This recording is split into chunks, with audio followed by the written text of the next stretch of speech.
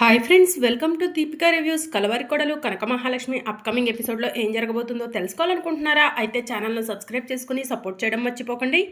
మన ఏర్పాట్లన్నీ పూర్తయ్యాయి నాన్న, పంతులు గారు రావటమే ఆలస్యం అని చెప్పి వసుధ భక్తవచ్చలంతో చెప్తూ ఉంటుంది. నాన్న విహారీ, ఒకసారి పంతులు గారికి ఫోన్ చేయి అని భక్తవచ్చలం అంటూ ఉంటాడు. ఇక విహారీ ఫోన్ కోసం అటు ఇటు చూస్తూ ఉంటాడు. ఇక అప్పుడే పంతులు గారు వస్తూ ఉంటారు. విహారీ, నువ్వు ఫోన్ చేయాల్సిన అవసరం లేదు అని చెప్పి చారుకేశ అంటూ ఉంటాడు. ఎందుకు మోయా అని విహారీ అంటూ ఉంటాడు. అదిగో పంతులు గారే వస్తున్నారు అని చెప్పి చారుకేశ అంటాడు. ఇంకా పంతులు గారు లోపలికి వచ్చి నమస్కారం భక్తవచ్చలం గారు అని చెప్పి అంటూ ఉంటాడు. నమస్కారం పంతులు గారు, మీకోసమే ఎదురు చూస్తున్నాం అని భక్తవచ్చలం చెప్తూ ఉంటాడు. క్షమించాలి, కాస్త ఆలస్యమైంది అని పంతులు గారు చెప్తూ ఉంటారు. పర్వాలేదు పంతులు గారు, మంచి ముహూర్తం అన్నారు కదా, ఆ సమయానికి దత్తత అయిపోతే అంతే చాలు. నా కూతురు, నా అల్లుడి జీవితంలో లక్ష్మి వల్ల సంతోషం రావాలి అని చెప్పి భక్తవచ్చలం అంటూ ఉంటాడు. ఈ ముహూర్తం చాలా దివ్యమైంది. ఈ ముహూర్తాన దత్తత కార్యక్రమం పూర్తయిపోతే కనుక నిజంగానే ఆ అమ్మవారు మీ కూతురు అల్లుడు జీవితంలోకి సంతోషం తీసుకొస్తారు అని చెప్పి పంతులు గారు చెప్తూ ఉంటారు. సరే పంతులు గారు, ఇక పూజ మొదలు పెడదామా అని భక్తవచ్చలం అంటూ ఉంటాడు. ఇంకా ముహూర్తానికి కాస్త సమయం ఉంది భక్తవచ్చలం గారు అని పంతులు గారు చెప్తూ ఉంటారు. సరే పంతులు గారు, ఈలోగా మీకు అందాల్సిన పూజ సామాన్లన్నీ అందాయో లేదా ఇంకేమైనా కావాలో చూసి చెప్పండి అని చెప్పి భక్తవచ్చలం అంటూ ఉంటాడు. ఇక పంతులు గారు పూజ సామాన్లన్నీ కూడా చూసుకుంటూ ఉంటారు. ఇక సహస్ర, పద్మాక్షి ఇద్దరు కూడా కిందికి వస్తారు. అమ్మ వెళ్ళమ్మా, పిన్ని దగ్గరకు వెళ్ళి అసలు పిన్ని లక్ష్మిని ఏం చేయాలనుకుంటుందో తెలుసుకోమ్మా అని చెప్పి సహస్ర అంటూ ఉంటుంది. ఇక పద్మాక్షి అంబిక దగ్గరకు వెళ్తుంది. అంబిక, నీతో కాస్త మాట్లాడాలే అని పద్మాక్షి అంటుంది. అక్క, నేను ఇప్పుడు ఎవరితో మాట్లాడాలనుకోవట్లేదు అని అంబిక చెప్తూ ఉంటుంది. అది కాదే, అనవసరంగా ఆ లక్ష్మి జోలికి వెళ్ళి రిస్క్లో పడకే అని చెప్పి పద్మాక్షి చెప్తూ ఉంటుంది. ఏంటక్క, ఆ లక్ష్మి జోలికి వెళ్తే నేను రిస్క్లో పడతానా అని చెప్పి అంబిక అంటూ ఉంటుంది. అవును అంబిక, నేను ఎన్నోసార్లు ఆ లక్ష్మి జోలికి వెళ్ళి ఎన్నోసార్లు నా కంట్లో నేనే పొడుచుకున్నట్టు అయిందే, అందుకే నీకు కూడా చెప్తున్నాను అని చెప్పి పద్మాక్షి అంటూ ఉంటుంది. నువ్వు ఎన్ని చెప్పినా కూడా ఈసారి ఆ లక్ష్మిని వదలనక్క. ఆ లక్ష్మి ఈ లోకంలో నుంచి వెళ్ళిపోతేనే ఈ కుటుంబానికి పట్టిన దరిద్రం అనేది వదిలిపోతుంది, మనమంతా ప్రశాంతంగా ఉండగలం అని చెప్పి అంబిక అంటుంది. అసలు నీ ప్లాన్ ఏంటో చెప్పవే అని చెప్పి పద్మాక్షి అంటూ ఉంటుంది. కాసేపట్లో మీరే చూస్తారు కదక్క అని చెప్పి అంబిక అంటుంది. ఇక పాములతను పాములు తీసుకొని అంబిక చెప్పిన దగ్గరకు వస్తాడు. అంబికకు ఫోన్ చేస్తూ ఉంటాడు. అంబిక ఫోన్ లిఫ్ట్ చేసి ఏంటి ఎక్కడున్నావు అని చెప్పి అడుగుతూ ఉంటుంది. మీరు చెప్పిన దగ్గరే ఉన్నానమ్మా అని పాములతను చెప్తూ ఉంటాడు. అలానే కొంచెం ముందుకు వచ్చేసేయి, ఒక కిటికీ కనిపిస్తుంది, కిటికీలో నుంచి మెల్లగా పామును వదిలేసేయి అని చెప్పి అంబిక చెప్తుంది. సరే అమ్మా, జాగ్రత్త అమ్మా, ఈ పాము కాటికి గురైన వాళ్ళు బ్రతకడం చాలా కష్టమమ్మా అని చెప్పి పాములతను చెప్తూ ఉంటాడు. అందుకే కదా పామును తీసుకురమ్మని చెప్పింది, మళ్ళీ బ్రతకడం కష్టమంటావేంటి? బ్రతకకూడదు, వెంటనే చచ్చిపోవాలి అది అని చెప్పి అంబిక అంటూ ఉంటుంది. సరేనమ్మా అని చెప్పి పాములతను అంటూ ఉంటాడు. అవును, ఆ పాము లక్ష్మినే కాటు వేస్తుందా అని చెప్పి అంబిక అడుగుతూ ఉంటుంది. నా పాము ఏదైనా ఒక్కసారి చెప్తే బాగా గుర్తు పెట్టుకుంటుందమ్మా. పాముకి కాటు వేయబోయే అమ్మాయి పేరు చెప్తే సరిపోతుంది.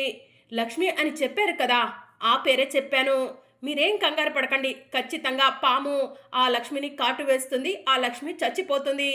కానీ నాకు ఇవ్వాల్సిన పేమెంట్ మర్చిపోవద్దమ్మా అని పాములతను అంటూ ఉంటే, ఆ లక్ష్మి చస్తే నీకు ఇస్తా అన్నదానికన్నా 4 రెట్లు ఎక్కువ ఇస్తాను అని చెప్పి అంబిక అంటుంది.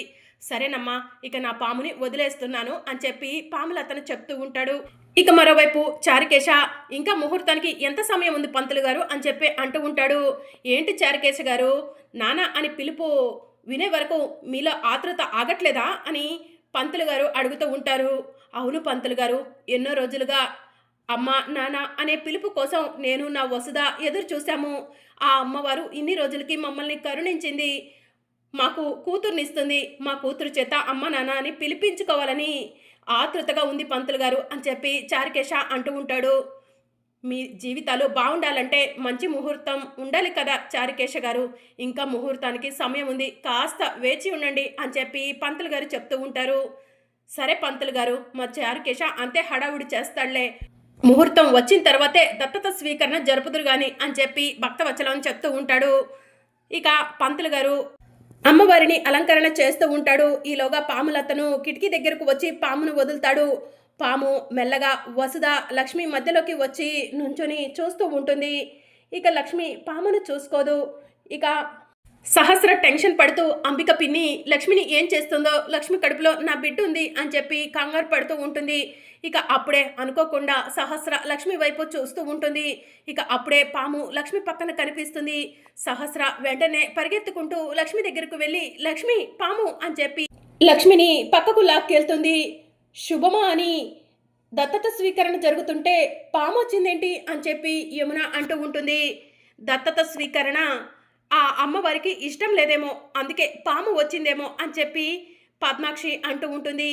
ఓసే లక్ష్మి, నిన్ను చంపటం కోసమే ఆ పామును ఇక్కడికి తీసుకొచ్చానే. నీ పేరు ఆ పాముకు తెలుసు కాబట్టి నువ్వు ఎక్కడ ఉన్నా వెతికి వెతికి వెంటాడి ఆ పాము నిన్ను కాటేస్తుందే అని చెప్పి అంబిక మనసులో అనుకుంటూ ఉంటుంది. పంతులు గారు, ఏంటి పంతులు గారు, పాము వచ్చింది, మాకు చాలా భయంగా ఉంది, ఆందోళనగా ఉంది అని చెప్పి భక్తవచ్చలం అంటూ ఉంటాడు. భక్తవచ్చలం గారు భయపడకండి అని పంతులు గారు చెప్తూ ఉంటారు. భయపడకుండా ఎలా ఉండమంటారు పంతులు గారు, దత్తత స్వీకరణ ఇష్టం లేదు కాబట్టే అనుకోకుండా పాము వచ్చింది, లేదంటే ఇంతకు ముందు ఎప్పుడు కూడా మా ఇంట్లోకి పామే రాలేదు అని చెప్పి పద్మాక్షి అంటూ ఉంటుంది. నానా, ఇప్పటికైనా అర్థమైందా మీకు, అనవసరంగా దత్తత స్వీకరణ అన్నారు, ఇప్పటికైనా ఈ దత్తత స్వీకరణని క్యాన్సిల్ చేయండి అని చెప్పి పద్మాక్షి అంటూ ఉంటుంది. ఇంకా భక్తవచ్చలం ఆలోచిస్తూ ఉంటాడు.